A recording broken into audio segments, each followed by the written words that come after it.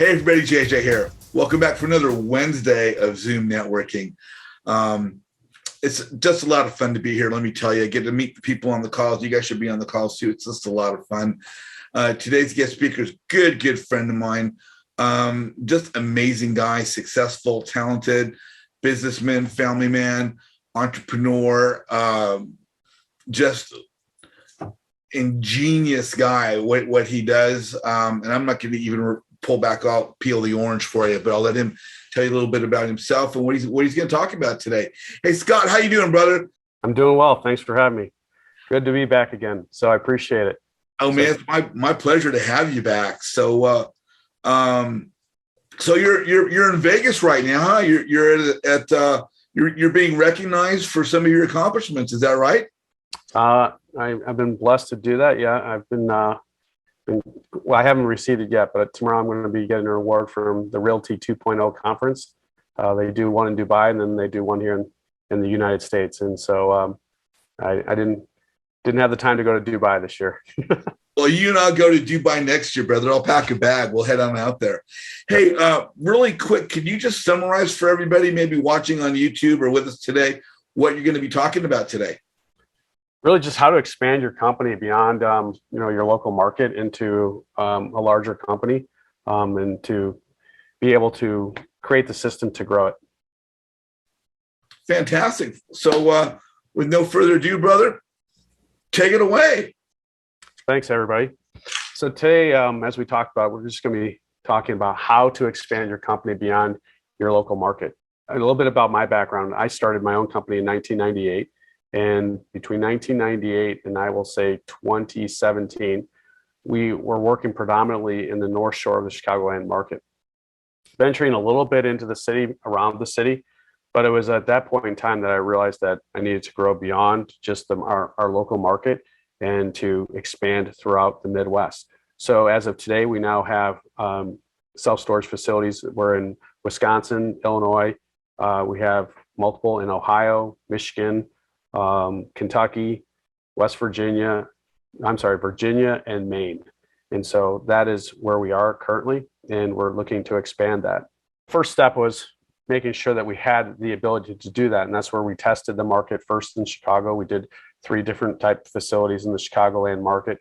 And then we pushed a little bit beyond what we were doing in terms of our local market. So for us, Milwaukee's not that far away.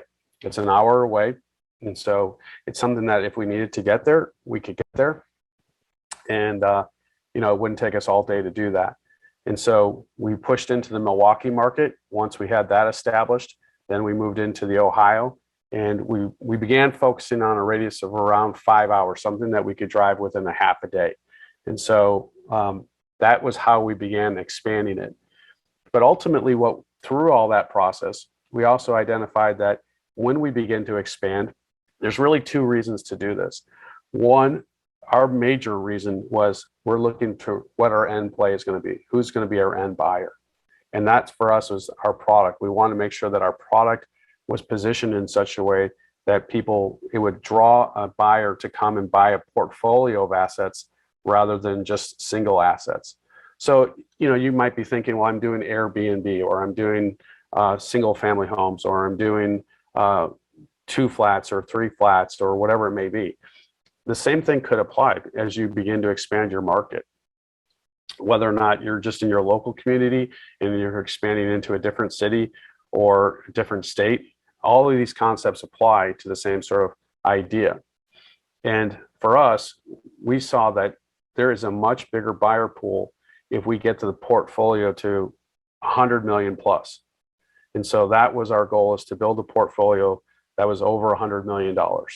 And it's at this point in time that we're beginning to attract a whole different level of capital stack. And when I say capital stack, sources and uses where they're coming in and want to provide more funding for us to even grow. So if we're looking at a growth pattern, we were here and then we grow like this, but then if we get a different capital stack, we can grow even faster. So instead of it being like $100 million portfolio, the goal is to make it a $250 million portfolio.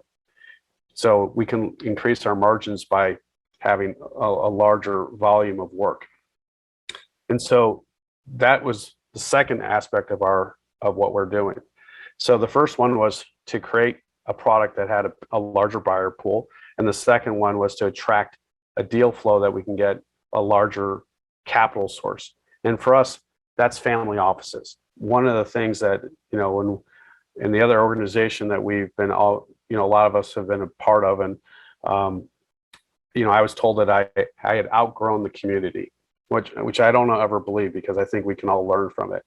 But the point being is, I began with family and friends, and then we expanded our investor pool, and now we're looking at a different capital stack where these family offices want to come in and fund the deals, so that we don't have to go out and raise the capital per se. So those are the conversations that we're having. So in terms of a growth potential, as I said, it's going to shoot it a lot higher and faster. But the reason why we're able to get that volume is we've always been told a self-storage facility is not a large enough deal to attract a family office, because they want to invest $10 million, $20 million, $30 million at a time. Well, if you think about that, an Airbnb or a single family home, it might be $100,000, $150,000, or $200,000, or $500,000. It's the same sort of issue.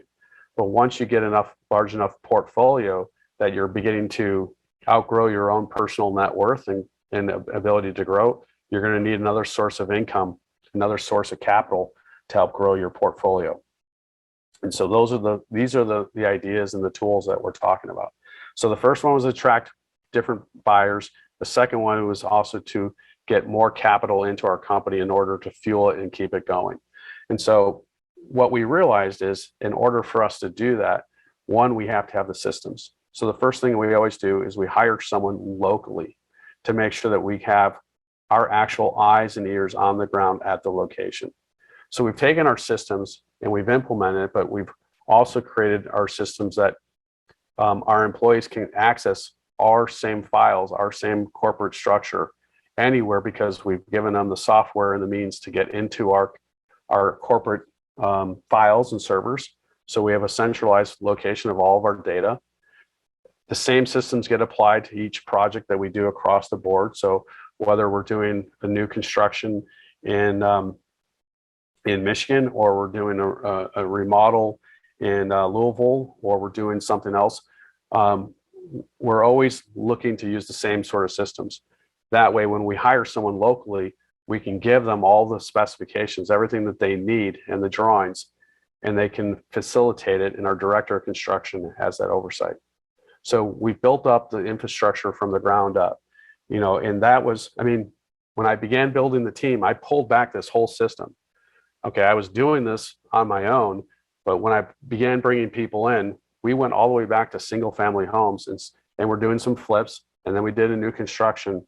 And then once I felt that they were ready, then I grew this into conversions in terms of self-storage. And we were buying, 60, 70, 80, 100,000 square foot buildings to convert these things. And so instead of a budget of being $150,000 rehab or a $400,000 new construction, we're now facilitating close to $10 million in construction annually. And so the whole point of that was testing the waters, making sure we have them, and then growing it in a good way. And then once we have that structure down pat, then once we get more money into it, we can continue to grow. So the conversations that we're currently having right now is the investment group that wants to come in and provide the capital stack for us wants us to do 3 to 5 major deals, 3 to 5 100,000 square foot facilities per year, when we've typically been doing like 1 or 2. So think about that growth. If we're going from 1 or 2 to 3 to 5, that's tripling our manpower. That's tripling the amount of resources that we're going to have. But we're going to be able to add that because we already have the infrastructure in place and set in order for us to grow. And so the second part of that is creating a national brand. Now, if you think about your apartment buildings, when you buy an apartment building, it might already be named to something. Or if we buy a self-storage facility, it might already be named. So what we've decided is that we needed to have our own brand all across every single one of our assets. And so that's why we created One Stop Self-Storage. And so we brought all the management under in-house, and we had 7 interns last summer. And we had them begin all working on this product of building our brand of one-stop self-storage. Here's a great resource. We just went to local colleges and got kids that were on, home for school for the summer and wanted to do internships in real estate. And we were hiring them basically at a little bit above, we were giving them like, $15, $20 an hour, but they're great resources. They're hungry to learn. They want to learn. The great workforce. And so it was beneficial. They could apply for college, their requirements for college. They got paid, but they also learned a tremendous amount. And they helped us out. I mean, they were working on real life things. And so we spent all of last year creating this brand, One Stop Self Storage, so that we could launch it. So now when we go, we've rebranded all of the Coda management under One Stop in conjunction with Coda management, so that when we go to sell these assets, the conversations we're having now is that they want to restructure our entire debt portfolio because of how they want to see the existing portfolio, and then they also want to grow the portfolio. So it just gives me a lot more leverage in the negotiating, because I can hold things back, or I can, be willing to put it out there in order to attract potential buyers for these things. And so these are a couple of the key things.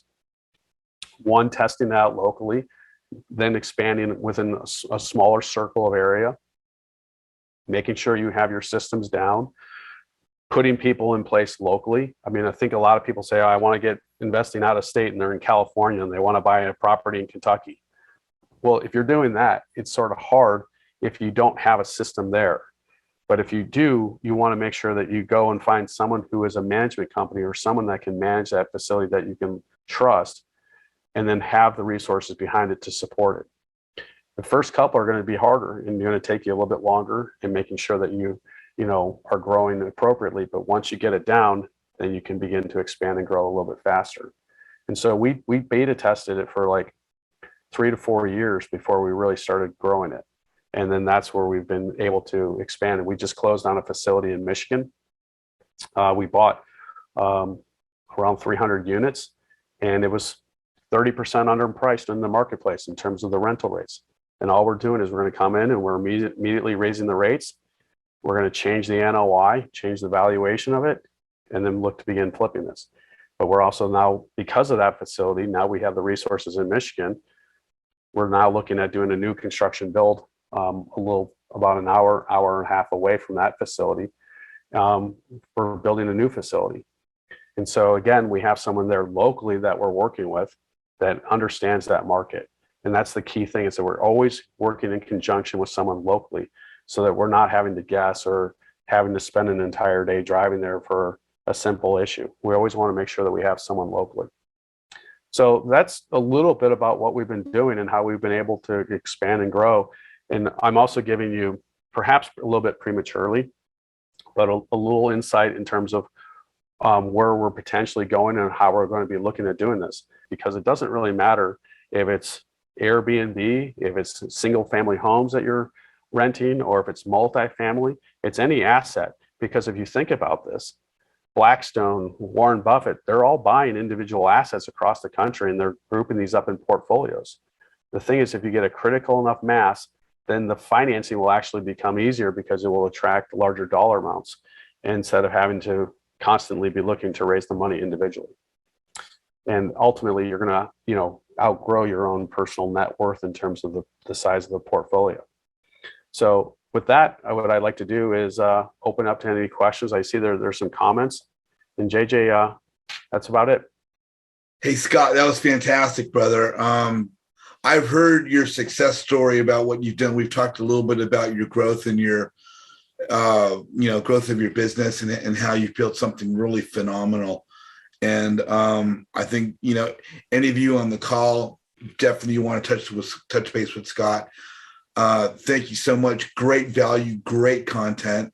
And I think the Q&A, we got a number of people wanting to ask you some questions. But before we get to that, we're going to do the breakout rooms and do some networking. Anybody watching the video right now on YouTube, please like Scott's video, and please subscribe to our channel and support us. And, stay tuned for more. Look for more videos coming up, and follow our YouTube channel. And we'll see you guys on the next video.